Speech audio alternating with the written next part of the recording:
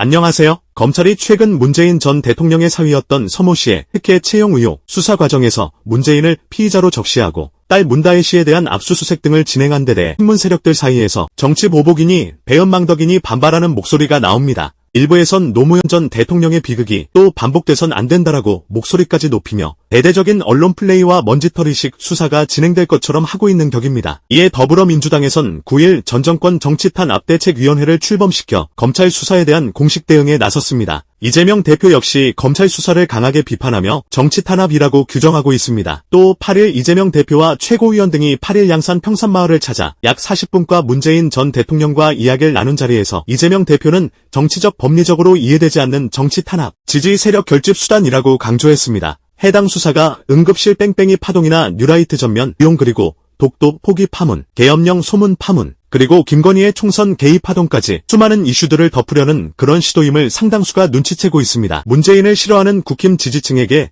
정치적 효능감을 느끼게 해주려고 4에서 5년 전부터 문제됐던 사건을 뒤늦게 꺼내어 추석밥상에 문재인을 올리려 한다는 것도 역시 압니다. 그럼에도 최근 많은 민주당 지지층과 당원들 사이에서 문재인에 대한 시선이 상당히 따가워진 것은 사실입니다. 특히 퇴임 이후 행동들 때문에 말입니다. 이재명이 윤석열 검찰로부터 공식적으로만 수백 번, 비공식적으로는 1000번 이상 압수수색을 당하고 4차례나 기소돼 재판을 받고 있는 와중에 또 그의 배우자인 김혜경 씨 역시 78,000원 법카 건으로 인해 100번이 넘는 압수수색을 당하며 현재 재판까지 받고 있는 상황의 문재인과 친문 세력들이 이에 대해 정치탄압, 윤석열의 만행이니 목소리를 높인 적이 있었는지요? 도리어 친문계 중 상당수는 지난해 2번의 이재명 체포동의안 표결 당시 국힘과 내통하여 찬성표를 던진 것으로 확인된 바 있습니다. 그것도 두 번째 표결 당시엔 이재명이 20일 넘게 극한단식까지 하던 중이기도 했지요. 맨날 사법 리스크 타령으로 공격해대는 것은 물론 이재명이 당대표가 되어도 아무것도 할 수 없도록 손발을 미리 다 묶어놓기도 했지요. 그럼에도 문재인이 그 문제의 친문 세력을 한 번이라도 단속한 적이 있습니까? 문재인은 그러면서도 윤석열 일당이 위기에 몰릴 때마다 툭하면 나타나 이슈를 자신 쪽으로 돌리고 있다는 구설수에도 휩싸였습니다. 대표적으로 서울 한복판에서 수백 명의 사상자가 발생한 이태원 참사로 인해 윤석열 정권에 대한 규탄의 목소리가 들끓고 있을 때 돌연 문재인으로부터 풍산계 파양 소동이 일어났습니다. 왜 그런 중대한 시국에 이런 이슈를 키운 것인지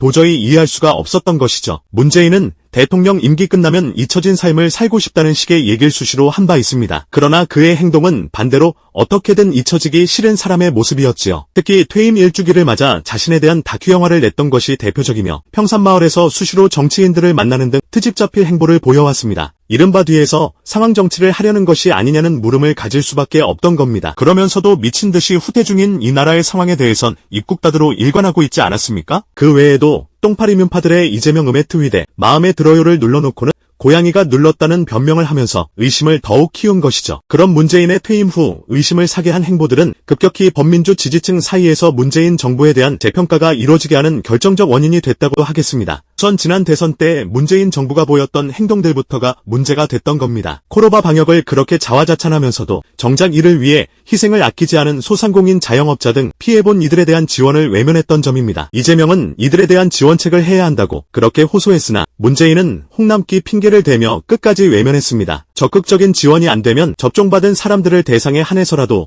영업을 더 하게 해야 한다는 입장까지 냈으나 이마저도 묵살당했지요. 찔끔찔끔 주는 척만 했으니 피해본 사람들 입장에선 우롱당하는 거나 마찬가지였지요. 또 이재명이 민주당 대선 후보로 선출된 바로 이틀 뒤 문재인은 대장동 철저 수사를 돌연 지시한 바 있습니다. 당시 엄중히 이낙연 패거리들이 이재명에게 대장동 누명을 씌운 상황에서 여기에 기름을 붓는 듯한 행보였습니다. 돌아보면 마치 이낙연으로의 후보 교체를 염두에 두고 한 것이 아니었을까라는 의심도 듭니다. 그 전까지만 해도 청와대는 대장동 건에 대한 입장을 밝히지 않았었는데 왜 저 타이밍에 그런 지시가 튀어나왔을까요? 또 문재인과 가까운 민주당 내 정치인들은 이재명의 대선 운동을 돕지 않거나 도리어 방해하는 행위만 해왔습니다. 정권 심판론이 높으니 문재인 정부와 조금이라도 차별화를 시도하려고 하자 이를 앞장서 발목 잡은 자들이 누구였는지요? 민주당 정권 창출을 가로막은 행위 아니었습니까? 그 밖에도 문재인 정부에서 공언했던 개혁들이 아무것도 이뤄진 점이 없다는 것에 급격히 비판의 목소리가 늘어나고 있지요. 문재인은 박근혜 국회 탄핵 직후인 지난 2016년 12월 11일 새로운 대한민국을 위해선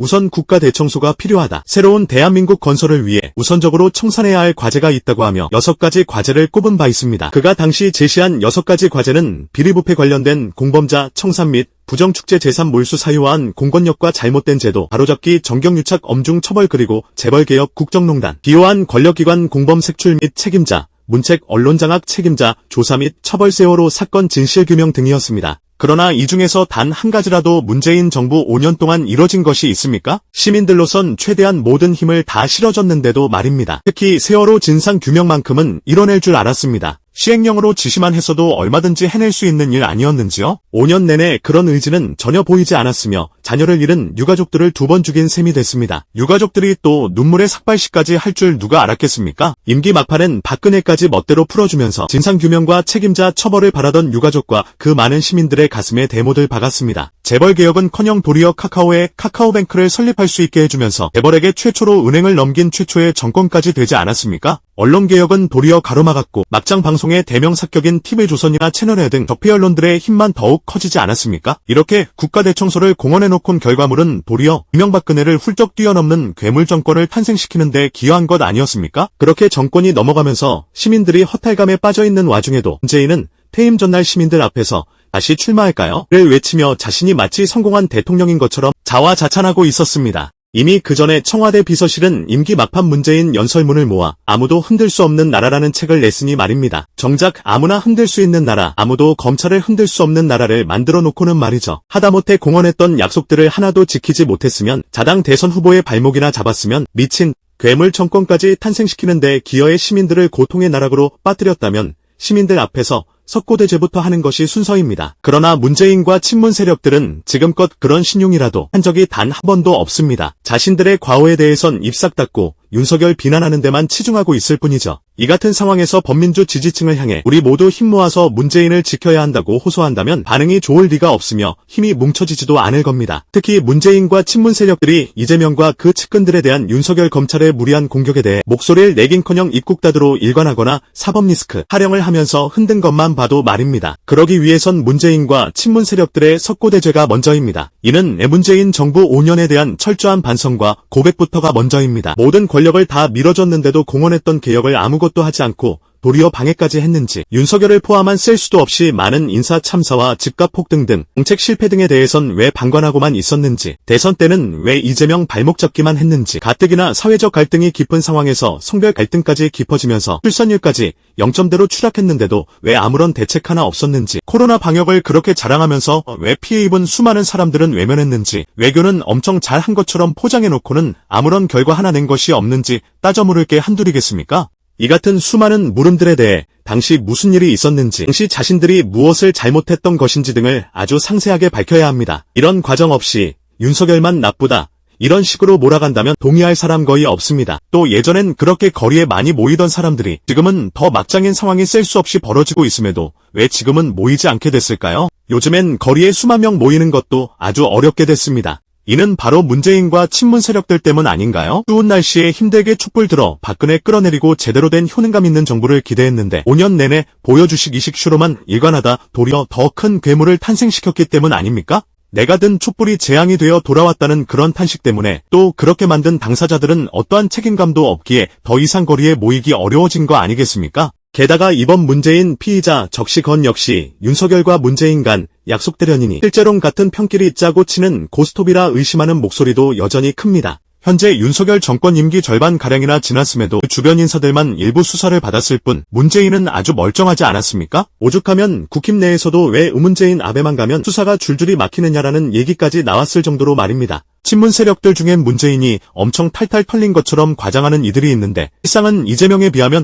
100분의 1은커녕 1000분의 1이라도 털렸는지요? 그리고 해당 사건으로 문재인이 처벌받을 가능성은 사실상 없다는 지적도 나옵니다. 전 사위가 받은 월급이 뇌물임을 입증하려면 문재인과 문다혜가 경제공동체임을 입증해야 하는데 문다혜는 독립해서 가정을 이루고 있었고 전 사위 역시 별도로 회사를 다니며 경제활동을 한 적이 있기 때문에 이를 입증하긴 거의 불가능해 보입니다. 게다가 곽상도 사례도 있지 않습니까? 화천대유 1호 사원이었던 그의 아들이 김만배 전 머니투데이 부국장으로부터 50억 원의 퇴직금 혹은 산재 위로금을 받은 사건에 대해 많은 이들은 당연히 뇌물로 판단했지만 정작 재판부는 아들이 독립생계를 유지하고 있어 부자가 경제공동체가 아니라고 하여 곽상도에게 무죄를 줬습니다. 이렇게 뇌물로 확실하게 보임에도 무죄가 난 사례까지 있는데 전 사위가 월급 받은 것을 뇌물죄로 처벌이 가능할까요? 그리고 문재인이 윤석열 검찰에 막상 당하더라도 자업자득이니 인과응보니 반응을 보이는 사람도 많다는 겁니다. 자신이 키워준 괴물에게 당하는 걸 안타까워할 이유가 있느냐는 반응이죠.